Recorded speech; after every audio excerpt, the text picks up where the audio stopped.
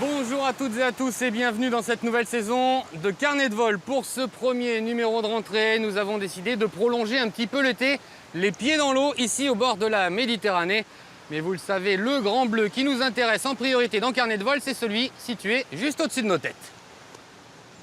Alors certes, il est encore un petit peu laiteux, mais on nous l'a promis, ce devrait être le grand beau d'ici quelques instants et ça tombe plutôt bien. Car dans Carnet de vol, nous allons tester pour la première fois le vol sans moteur, le vol en planeur. Et c'est au pied de cette montagne, le Pic Saint-Loup, que ça se passe. On se retrouve donc là-bas d'ici quelques instants. Qui a dit que le vol à voile était une activité tranquille, presque pépère? Certainement pas ceux qui ont tenté la voltige en planeur.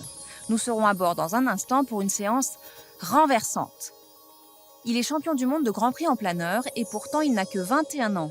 Le Bordelais Maximilien Seyss est un surdoué et il est dans Carnet de vol. Enfin, l'Éducation nationale et l'Armée de l'air main dans la main pour faire découvrir le vol à des jeunes élèves. Ceux que nous allons rencontrer ont eu droit à un baptême de l'air, en planeur bien sûr.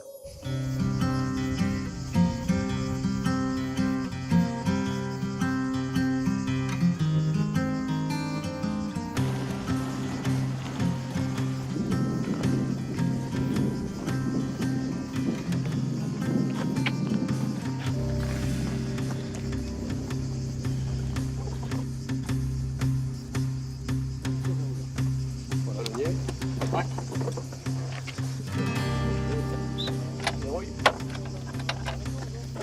Go!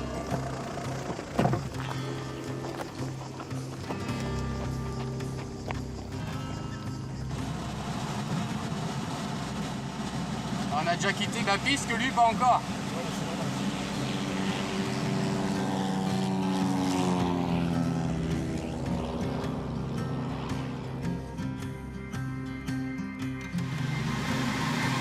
Tu vois, on est remorqué entre 115 et 130 km/h. Voilà, alors je vais larguer, je vais pas tarder à larguer. Ok. Alors, a priori ici on devrait pouvoir tenir en l'air s'il y a un petit peu de vent. Voilà. Ça y est, on a largué. On est largué, le bruit va diminuer, ça va être encore plus silencieux. Ah oui, c'est tout de suite le grand silence. Ce qu'on appelle le vol plané là. Ouais. Puis alors à des moments on va monter certainement. Ça fait combien de temps que tu es pilote de planeur toi Gérard? C'est 48 ans que je vole. Alors explique-nous un peu le fonctionnement d'un planeur. D'abord, ça a une finesse de combien et quels sont les différents types de planeurs? Alors il y a la classe libre qui est une grande classe qui a 26 mètres, 28, 29 mètres d'envergure. Ça dépend des machines. Des machines qui peuvent faire 60, 65 de finesse. Après, ce qu'on a à nous, c'est un biplace d'entraînement qui est également performant, il fait 40 de finesse à peu près. Alors la finesse, c'est l'altitude que tu perdrais. Tu partirais à 1000 mètres sol, et bien tu mettrais 40 km avant de toucher le sol, en théorie. Donc c'est beau 40 de finesse. 40 de finesse, c'est pas mal. Ouais, mais tu vois, on peut progresser tout le long de la montagne en gardant de la hauteur, même en reprenant. D'accord, explique-nous justement le phénomène qui se passe là en Alors, bord de montagne. Qui se passe actuellement, on a du vent de sud-est. En plus, la montagne a été chauffée par le soleil toute la matinée. Donc on a du vent du sud-est qui nous vient à pratiquement 90 degrés par la gauche et qui frappe la montagne. Et donc cet air, en frappant la montagne, il est dévié vers le haut. Et on utilise cette partie montante, ascendante de l'air qui est dévié vers le haut. Et comme notre machine, elle chute moins que l'air qui monte, eh bien on arrive à monter nous aussi. Donc en fait, le compromis pour bien voler en planeur, c'est trouver les bons courants ascendants, donc voilà. Soit comme cela dynamique, soit thermique quand le sol est très chaud, voilà. Et avoir une finesse la plus importante possible. Voilà. Et avec ça, on fait les distances. Le record, c'est quoi? Alors, le record, la plus grande distance réalisée en planeur, c'est 3000 km dans les Andes. Ah oui. Dans la journée, c'est-à-dire dans les heures de jour, puisqu'on ne vole pas de nuit. Alors ici, c'est à la fois du thermique et du dynamique. Du thermique parce que la paroi est chauffée par le soleil, et du dynamique parce qu'il y a du vent. Ce qui fait du thermodynamique. Donc tu as besoin de connaître la météo, de la connaître et puis de savoir l'interpréter. Mais tu peux aussi avoir une certaine éducation du regard dans les chênes verts, par exemple, quand le vent souffle, eh bien, la feuille change de couleur avec le côté qui est habituellement à l'ombre et très pâle. Et ça fait des reflets comme dans la rivière. Et puis on arrive à voir la rafale. Ok. Non, regarde, ça monte très très bien là. Ah oui, là, on monte fort là. Tu vois, le minimum de vitesse, je vais te montrer à quelle vitesse il tient encore en l'air. Mais je vais pas te faire, c'est pas la peine de faire un décrochage. Non. Tu vois, tu as le bruit de l'air qui diminue. Ouais. On tient encore, on est à 80 km/h. Et Voilà la machine. le planeur, Ça, il commence, tu vois que ça, il y a des vibrations qui apparaissent. Ouais. Là, on est décroché. D'accord. Tu vois le badin, le vario, Ouais, je vois. le machin, le planeur devient stable. Ouais. Voilà. On reprend un peu de vitesse. C'est fin mais c'est rapide, hein, ça prend très rapidement de la vitesse. Hein. Ah, tu vois, là, on est à 180. Ouais. Et le bruit que tu as, mais il est fonction de la vitesse à laquelle on vole surtout.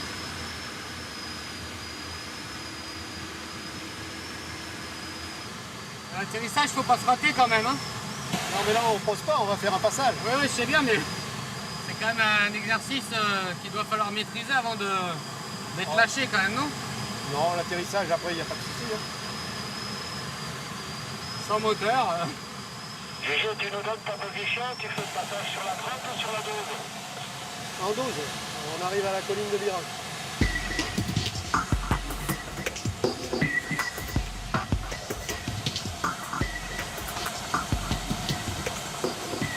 Ah oui, c'est comme un avion quoi. Passage bas, ressources.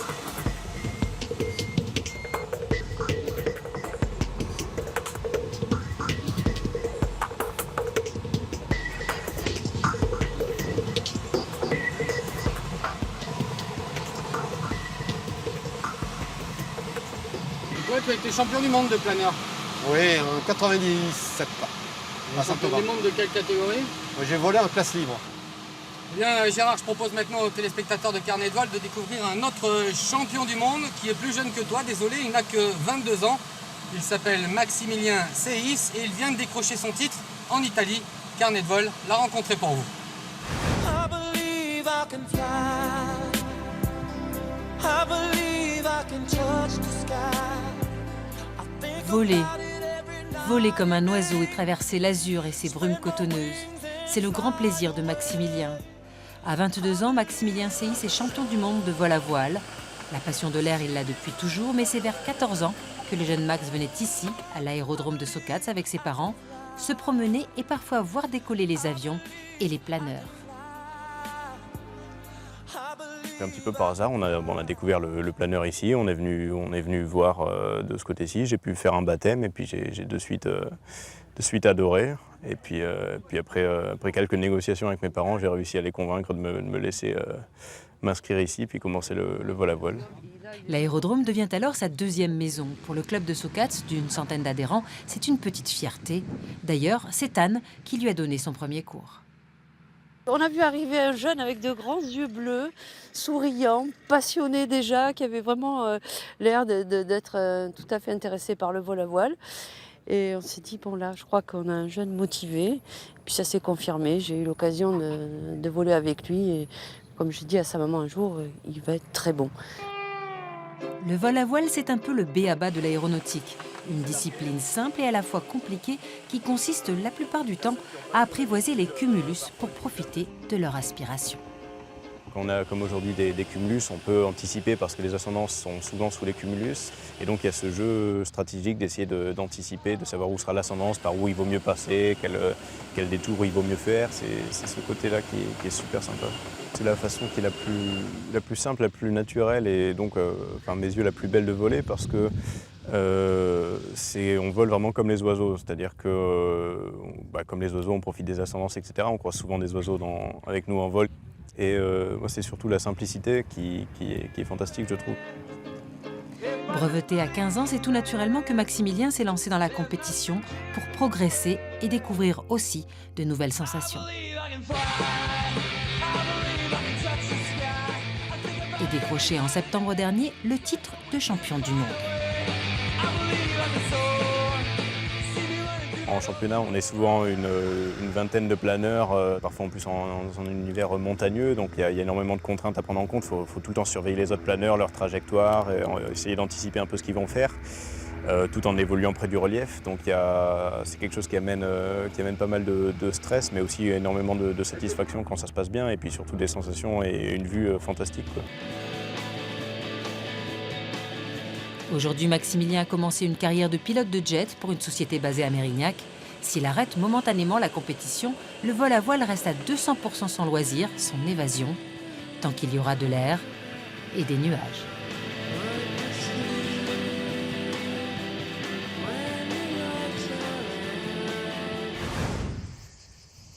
Retour sur le plancher des vaches, ici avec René Bataillon, le président du club de vol à voile de Montpellier.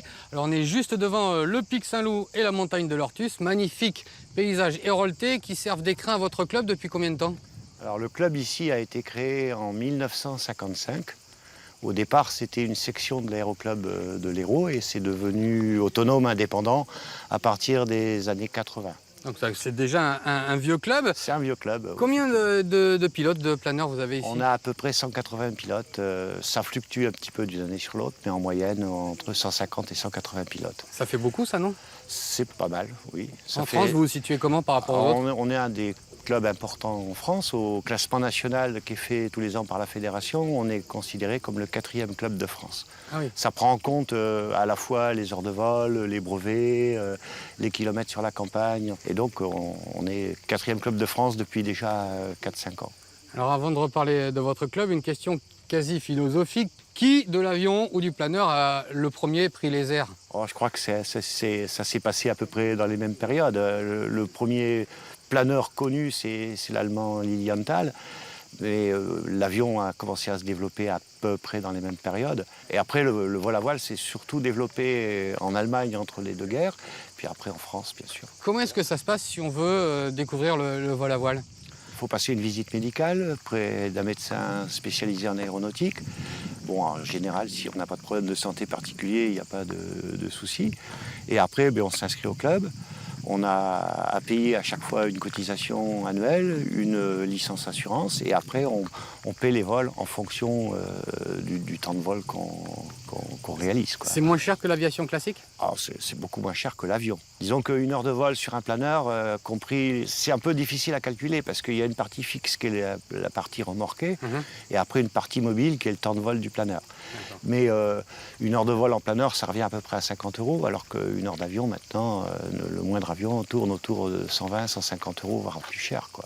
Eh bien, on va voir justement tout de suite en reportage des jeunes qui bientôt vont s'inscrire sans doute ici à l'aéroclub, puisque ce sont des jeunes de l'UNEL que vous avez accueillis gratuitement pour un baptême de l'air, gratuitement grâce à vous donc, grâce à l'Éducation nationale et grâce à l'armée de l'air. On a des instruments qui nous servent à piloter. Donc on a ici l'altitude. Ici on a la vitesse en km/h par rapport au vent relatif. Vincent a 16 ans et il est passionné par les avions. Aujourd'hui, c'est son baptême de l'air en planeur. Cette aventure devrait être décisive pour lui. J'aimerais, si possible, finir pilote. Donc voilà, c'est une première pour voir pour le terrain, tout ça, commencer. Et après, pourquoi pas en faire ma vie. Sa sœur et sa mère sont venus l'accompagner sur le tarmac. Le décollage approche. Sabrina a du mal à contenir ses larmes. Qu'est-ce qui vous aimait autant? C'est vraiment un rêve de toujours. Donc on le partage tous, quoi, je crois. Donc c'est des larmes de joie. Oui, c'est ça. Mais bon, puis à la fois, il y a un peu l'appréhension, un peu tout. Donc c'est plein d'émotions qui s'entrechoquent, je crois.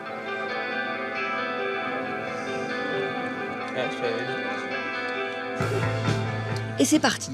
Angel, Vincent, Frédéric et les autres embarquent dans des planeurs biplaces. Le pilote est derrière eux.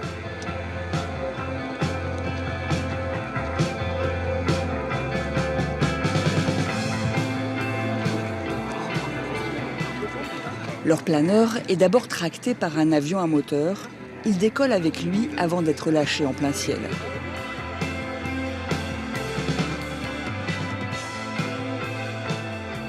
Retour à terre du premier équipage, le vol s'est effectué sans souci, ou presque. Un peu chaud quand même. Avec les virages là, j'avais vraiment envie de vomir avec la puissance.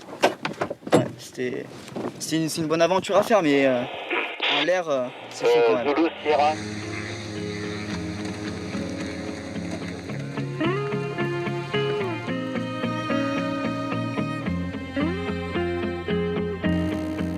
L'équipage suivant décolle, la corde est lâchée et c'est là qu'on plane.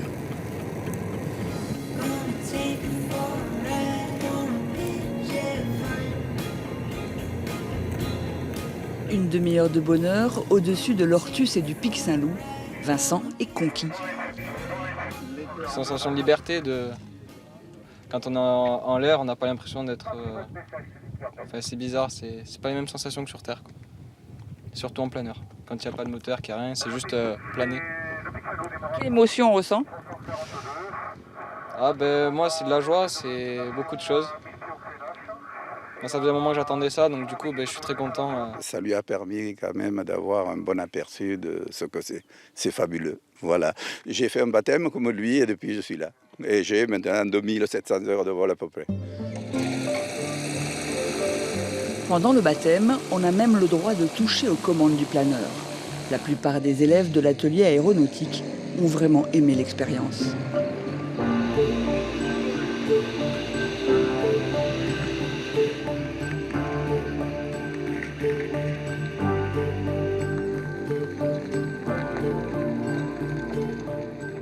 Moi, j'aimerais être pilote de chasse plus tard.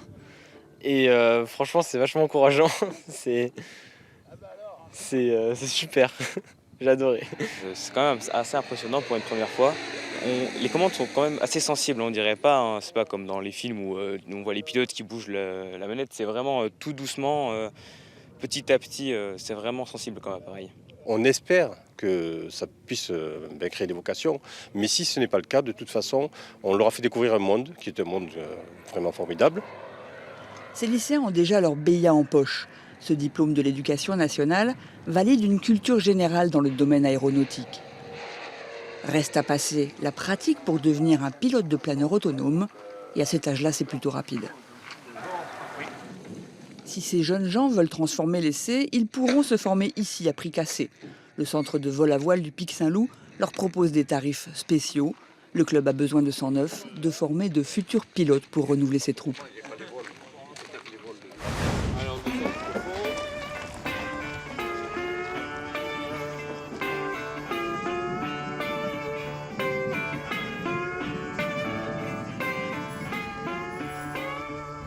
Bonjour Bernard.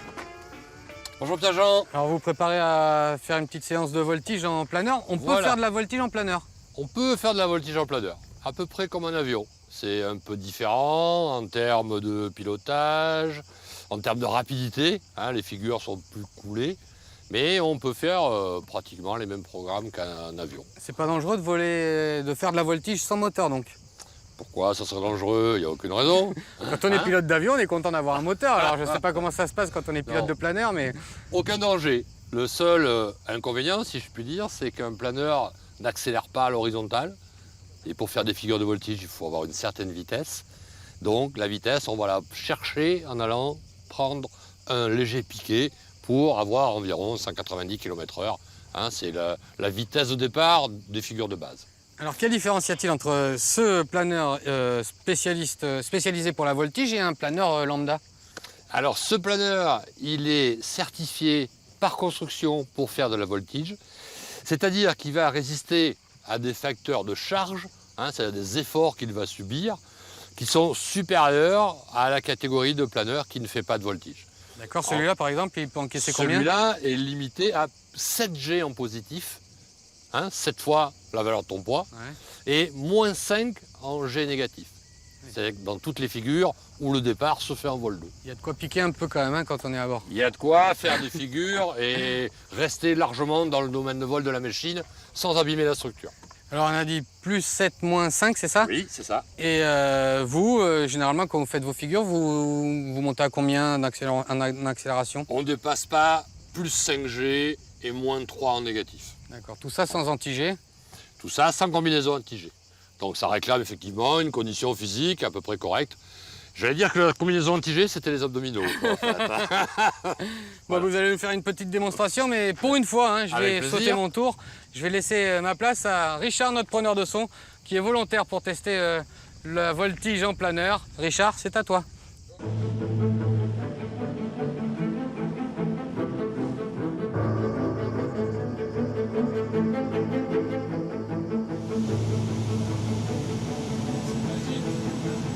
Voilà, c'est une phase de vol, un apprentissage délicate.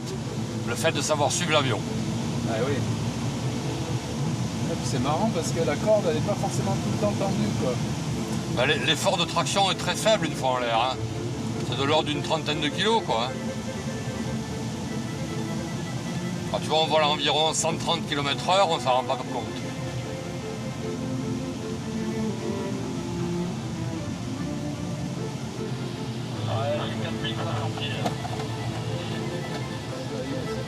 On s'est libéré.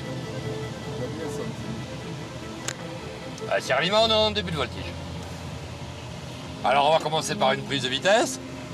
Alors, on va accélérer. Voilà, là on va piquer. Tu vois 190, ça suffit. Et là on tire. Alors on rend la main. Ah, c'est le fameux looping, la boucle.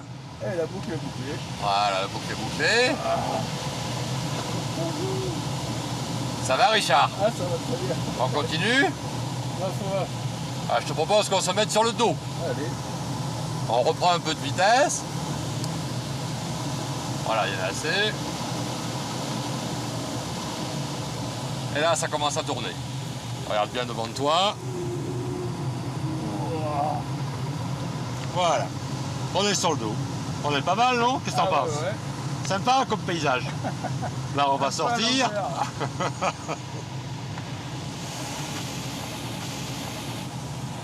On va faire demi-tour sur un renversement. Montée verticale. Là, on tire, on bloque, on renverse. Ah ouais. Ah, c'est sympa, regarde, il n'y a plus de bruit. On arrête, on bloque vertical.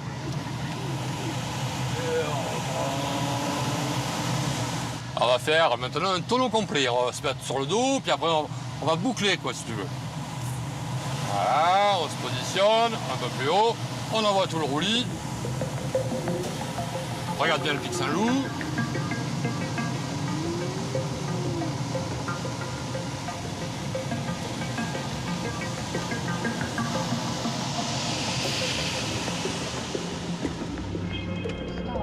Sympa comme figure, ça, hein? Qu'est-ce que t'en penses?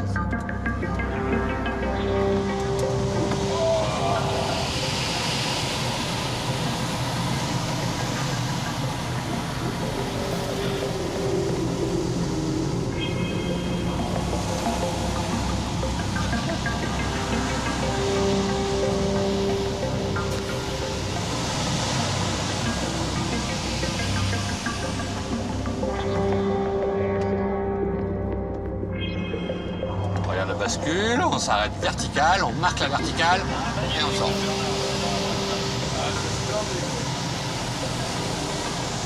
Alors on va terminer par une boucle, on ira se poser.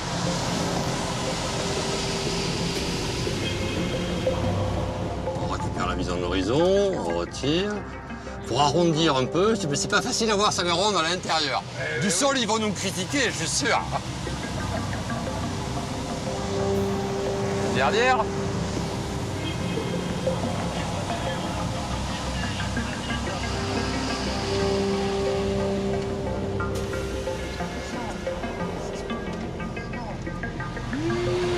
Respirer un peu. Sierra Lima, on est en fin de voltige, on va se raccorder en début de vent arrière 12 pics Saint-Loup. Ça va?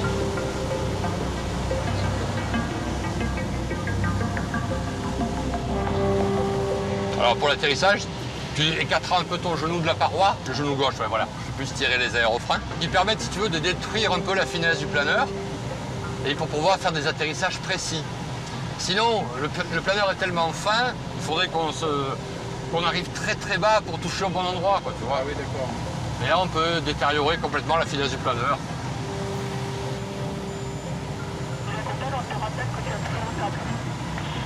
problème, je vais le larguer en bout de piste.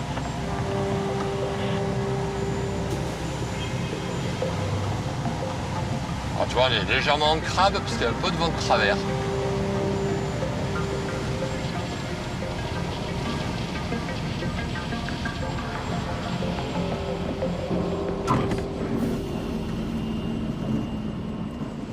Voilà, ce carnet de vol se termine au pied du pic Saint-Loup et de la montagne de l'Ortus, deux sites très connus des amateurs de vin. J'espère que cette initiation à l'ivresse du vol à voile vous a plu et vous encouragera, pourquoi pas, à venir tester le planeur in situ. N'oubliez pas que Carnet de vol se poursuit quand vous voulez sur notre site internet, avec notamment l'occasion de revoir toutes nos émissions. Merci à toutes les équipes du club de vol à voile de Montpellier du pic Saint-Loup. Et on va se quitter avec cette phrase chère à tous les vélivoles. Le planeur n'a pas de moteur, c'est le cerveau du pilote qui le remplace. À méditer.